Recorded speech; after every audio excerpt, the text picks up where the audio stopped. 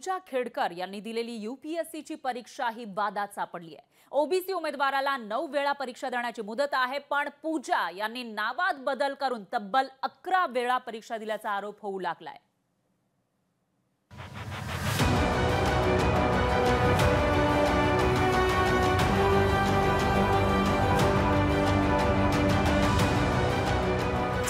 IAS पूजा खेडकरांनी दिली 11 वेळा यूपीएससीची परीक्षा। परीक्षा देण्यासाठी पूजा खेडकरांनी केला नावात बदल। तिसऱ्यांदा दिव्यांग प्रमाणपत्र मिळवल्याचा प्रयत्न केल्याचा आरोप।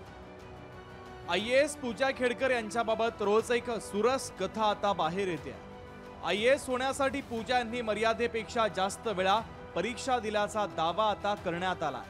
पूजा खेडकर यांनी तब्बल 11 वेळा परीक्षा दिल्याची माहिती समोर आली आहे। ओबीसी उमेदवाराला 9 वेळा यूपीएससीची परीक्षा देण्याची संधी मिळते। 2019-20 मध्ये पूजा यांच्या परीक्षेच्या संधी संपल्या होत्या। 2021 मध्ये पूजा मनोरमा दिलीप खेडकर असा नावात बदल केला। लोकशाही मराठी ऐका, पहा, जागरूक रहा।